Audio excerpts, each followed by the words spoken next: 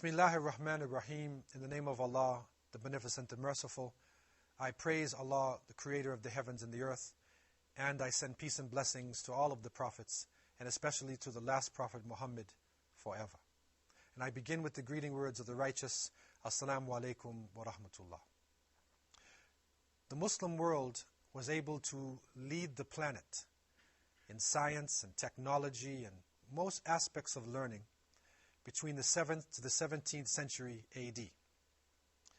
Disciplines such as optics, astronomy, history, geography, medicine were part of the curriculum that Islamic scholars studied throughout the world.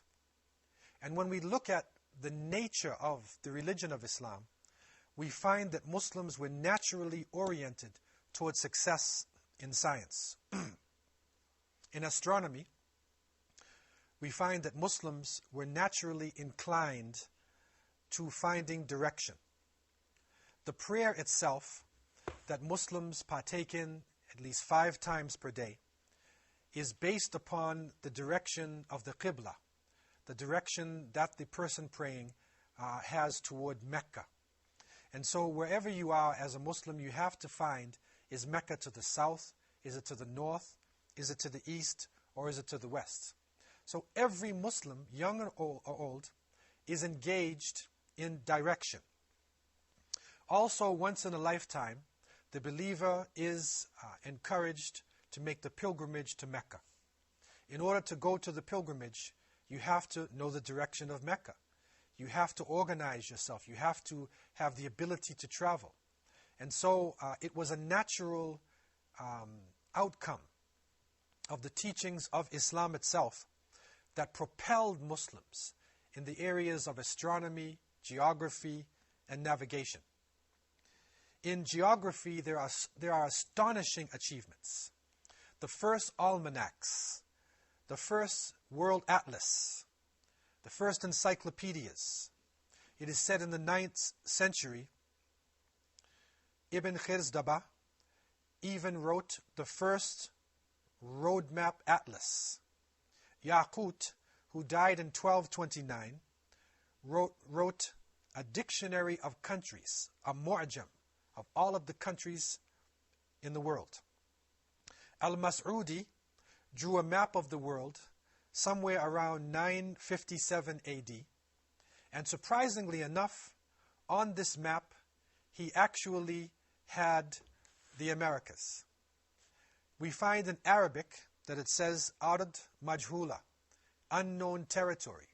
And we see a huge continent that could only have been a reflection of the presence of the Americas. In the 7th century, Muslims knew the roundness of the earth. Great explorers came out of the Muslim world and traveled throughout the planet.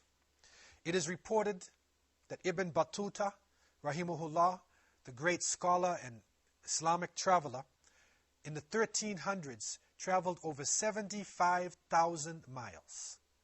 He crossed into distant continents. He was able to go through the barriers of language, the barriers of culture, and he was united through his faith. Al-Idrisi was the top map maker of the Middle Ages. He was the first one to really organize map making and to bring about a set of accurate maps. And it is reported in the 12th century that he was commissioned to make a globe for Roger II, the king of Sicily, and he succeeded. Even Christopher Columbus himself, when we look honestly and objectively at his memoirs, we find that he was inspired by the maps of Al-Idrisi. We also find, when we look at the Portuguese explorers who set out, that Vasco da Gama, who navigated Africa and went around the Cape of Good Hope, that he actually based his movements on Islamic maps, and he also carried the astrolabe. And it is reported that he hired a navigator, Ibn Majid, who showed him the way around the Cape and how to maneuver into the Indian Ocean and help the Portuguese to succeed in this major journey that they took. And so we find in all of the journeys, the basis of just about all of the so-called discoveries during the age of the Renaissance, behind this were Arabic writings, Muslim navigators, Muslim geographers, and sometimes literally the people on the boats themselves. When historians objectively look at al-Mas'udi, they find that the writings of al-Mas'udi were much more comprehensive than Marco Polo himself. Europe was astonished at the information brought to them by Marco Polo about India and China. But when we look at the writings of al-Mas'udi, we find not only Africa, Asia, Europe, the Middle East, but we even find reports that show us that al-Mas'udi even had a connection with America. But the most astonishing achievement of this age was the development of the magnetic needle. This was the first true compass that was ever made. After this, Muslims developed the sextant, the quadrant, the astrolabe. They were able to literally outfit the ships and enable explorers and conquerors to travel around the world. But unfortunately, with all of this glory, with these astounding achievements that Muslims made, almost no credit is given to their work. Arabic names were systematically taken out of the dictionaries, and the true understanding of what happened in the so-called Dark Ages was lost to the world. The reality is, and was, this was not a dark age. This was actually the golden age of Islam. And Muslims were able to travel to the far corners of the planet. Shockingly for many people, Muslims were actually able to cross the Atlantic and reach America long before Christopher Columbus. We have learned in early parts of our series that Christopher Columbus claimed to have discovered America, that he was actually on his way to India. He thought that he would meet the great Khan, and his chief navigator, Rodrigo, could speak the Arabic language. Christopher Columbus knew that Muslims had made journeys to far distant points in the planet. If you read his memoirs, you'll see that Columbus went north first to the area of Iceland, and then he came down into West Africa. He went to the Canary Islands off the coast of Senegal, and he witnessed large dugout boats that were leaving the coast of West Africa and following the currents and going into the Americas. So Columbus knew that there was land across the ocean. It was not a total discovery in the sense that he had previous knowledge. We need to be objective with this. And if we look at writings in the Arabic language made by some of these great geographers and scientists, we recognize that Muslims had actually recorded journeys to America. Around 956, al-Mas'udi, Abul Hasan al-Mas'udi, rahimahullah, wrote in his Muruj al-Dhahab, a famous book of geography. He wrote about the journey of a young man who left Cordoba and went into the Atlantic Ocean. His name was Khashkhas ibn Sa'id al-Aswad. And he went into the Atlantic Ocean, according to this report. He crossed the Atlantic, he made contact with the people on the other side, and he returned somewhere around 889 AD. This report shocked the people of Cordoba. It shocked the people of Al-Andalus, and it was shared by people all throughout their lands. We also find another shocking report by Abu Bakr ibn Umar al-Quttiyya in 999. He speaks about that in 999, Ibn Farukh visited the Canary Islands, and then he continued on his journey west and he found a set of islands, and then he returned. Al-Idrisi, one of the great geographers in history and the leading map maker in the 11th century, in his famous geography book, makes a detailed report about the journey of seafarers who left from the shores of Al-Andalus and North Africa, and they went into the ocean. It is reported that 8 seafarers left the shores of Lisbon, now what is now known as Portugal. They went into the Sea of Darkness, the Atlantic Ocean. They found great turbulence, and they landed, or they went onto a type of river moving in the ocean itself. It carried them for a number of days until they knew not where they were. Finally, they reached an island with nothing on it. They then went to another island, and they found people. They were captured by these people and put into chains. They were blindfolded and taken to a king who had a translator speaking the Arabic language. This king informed them that their journey was a true journey, and that the distance between them and their home was about 2 months. This is a shocking report, and it shows us that Muslims had actually crossed the Atlantic and entered into what today is known as the Caribbean region, probably landing on the Bahamas. But even more shocking, what we find in this report is that the king already had somebody who could speak Arabic. So that means that Arabic-speaking people had made it across, established themselves, and taught the people how to speak Arabic long before the 11th century. Shocking information for those who base their history upon Christopher Columbus. But we recognize that it is important in this age that we look at history from all points of view. We understand that there were people who were on the shore when Columbus landed. We should understand that even it is recognized in history that the Vikings, that Leif Erikson, made it to America from the north. That there were other people who crossed the Atlantic. It was not the first time when Christopher Columbus landed, but a series of people were able to go across. Muslims were able to record their information in the Arabic language.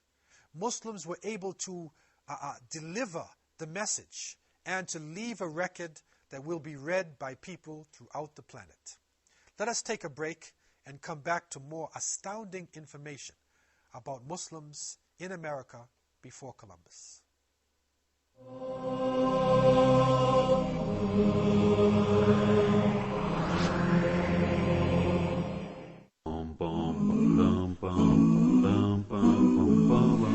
And if you look into the early tafsir, early exegesis of the Quran, you will find that all the Mufassirin were trying to find out where are the 7 earths. Earthquakes, natural or artificial, can delineate the boundaries between 7 different zones within the earth. The conclusion that we have 7 different layers within the earth came to not only in the 20th century. The true believer would prostrate down in obedience to Allah subhanahu wa ta'ala. The blessings of that prostration will reach the 7th earth.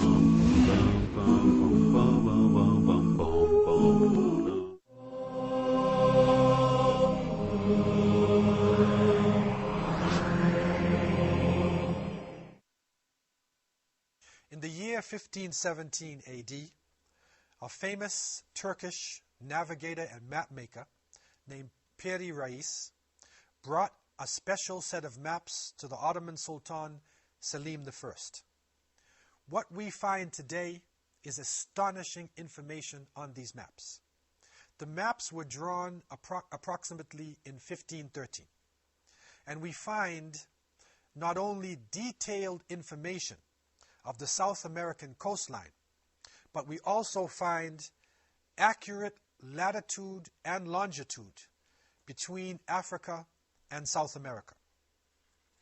These maps, and especially the map of South America, is hard evidence of the presence of Muslims in this region. Because by 1513, Columbus could not have had this information. Remember, Columbus's journey was in 1492, and he was the first European explorer to reach these lands. This map was drawn in 1513. How could they have drawn detailed maps of the South American coastline without having been there previously? We also find on the map the Andes Mountains of Peru, and the first European conquistador, conqueror, to reach this region was Pizarro, who reached approximately in 1527. So how could this be possible? How could Muslims have crossed the ocean? With what technology? In the past, people would have said, it's impossible unless you are in the Nina and the Pinta and the Santa Maria of Christopher Columbus. You don't have this technology. Unless your map maker came from Portugal or Spain or from Italy, you don't have the ability to cross. But now today, we are recognizing something very different. A famous Norwegian, Scandinavian scientist named Thor Heyerdahl was able to cross the Atlantic Ocean. This was around 1962. He crossed, leaving Safi in Morocco, and he landed in Barbados in the West Indies without using major sails. He did not use the winds. He used the currents. And so there was a natural force within the ocean that we call the currents that literally pulls across people going across the Atlantic. If you look at the map from the west coast of Africa to Brazil, you'll see that there is not a great distance in between. If you study the currents, you will see that currents naturally take you across either from North Africa, coming around and into the West Indies, or they can take you from the west coast of Africa and land you naturally into Brazil. And so with this understanding, we look at the history of movement. The currents are able to take you across.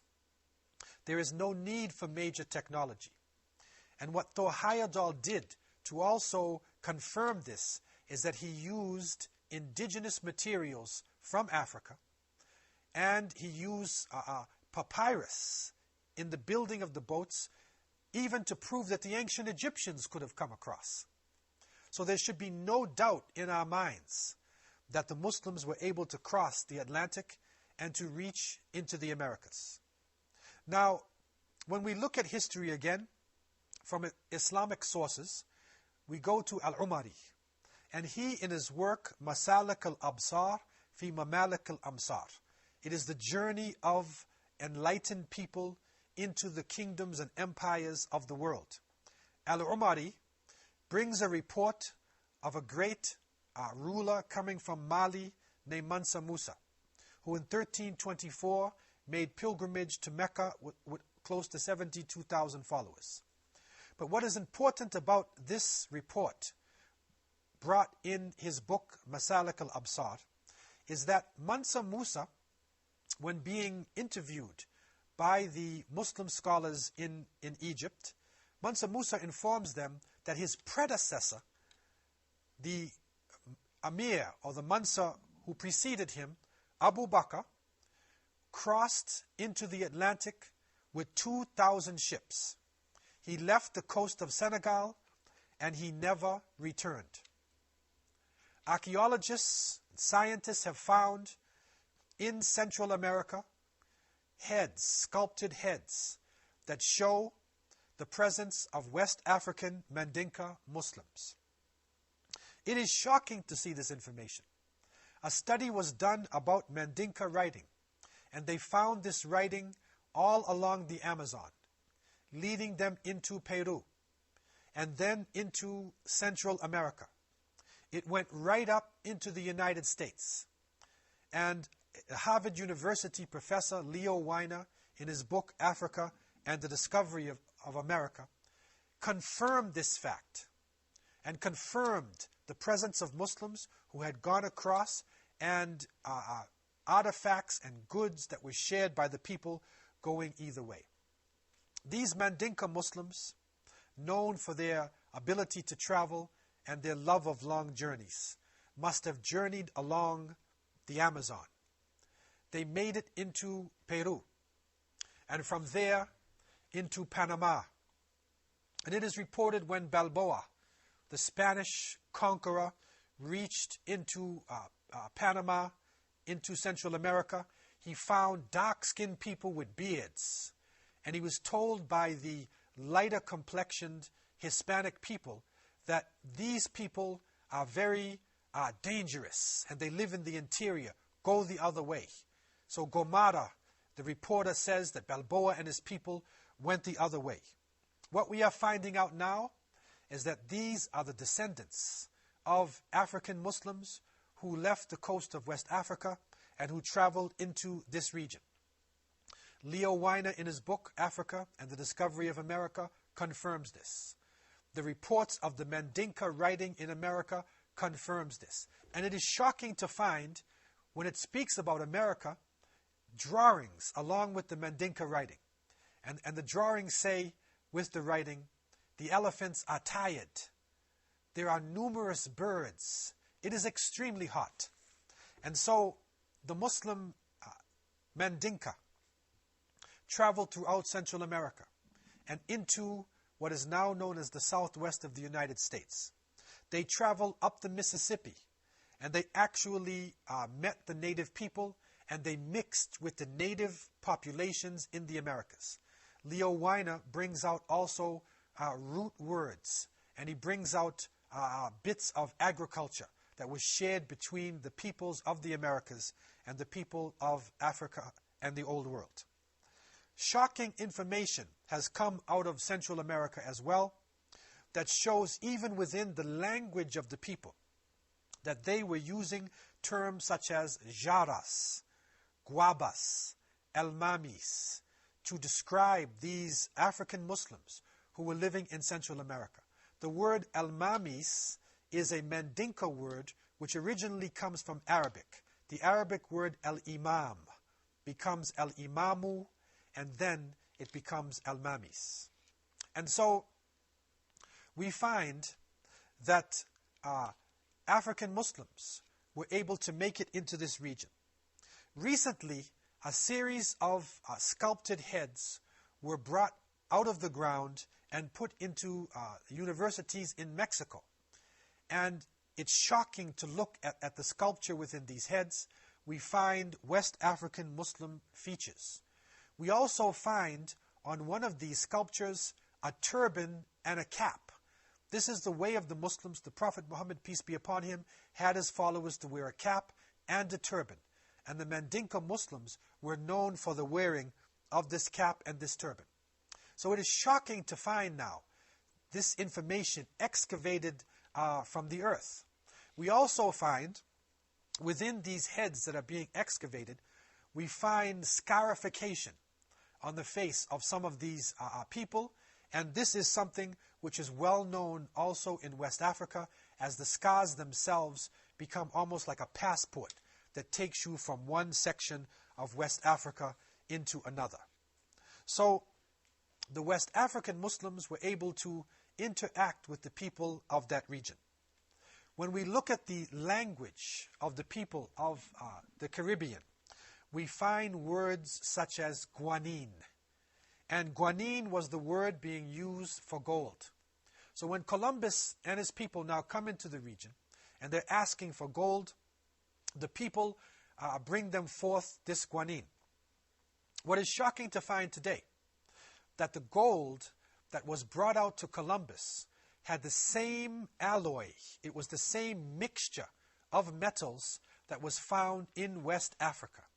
So these West African Muslims, who were so skilled in the minting of gold, because the largest gold mines in the world were located in their lands, must have passed on this information to the native people living in the Americas. So guanine is coming from ghina, which in Arabic denotes riches. It goes from ghana into kane or ganin in the Mandinka language, and then guanine in the Central American Caribbean languages. So When Christopher Columbus discovered America, as they say, he actually bumped into a land that was populated by people from over 20,000 years. His son Ferdinand Columbus, who actually was the first of his group to go onto the mainland, discovered in Mexico hanging gardens. He discovered philosophy. He discovered a calendar system which was similar to the system used by the ancient Egyptians. So there is strong proof that the ancient Egyptians from the Nubian period, the pharaohs of the Nubian period, were able to actually cross the Atlantic, and they also mixed in with the people. It is shocking to find in the same region pyramids, similar to the temple of Saqqara in Egypt. It is shocking also to find green pieces of minerals put into the mouths of the dead, similar to the ancient Nubians. And so the Muslims were following a series of explorers who crossed the Atlantics. What is important today for the people of Central America is that this history should come out to the world. And there is a group known as the Garifuna people, known as the Black Caribs, who live on the shores of Central America, in Belize, in Costa Rica, in Honduras, in Colombia. They also were living in St. Vincent and Grenada and the islands of the Caribbean. We are now connecting them to the early Mandinka settlers. They are not slaves who were brought during the European slavery period. They are fighting for their rights, and they want to now seek their identity in West Africa and also their rights as an indigenous people. This is part of the shocking history as we unfold untold stories from world history. Let us continue and gain more gems of wisdom as I leave you in peace. Assalamu alaikum wa rahmatullahi wa barakatuh.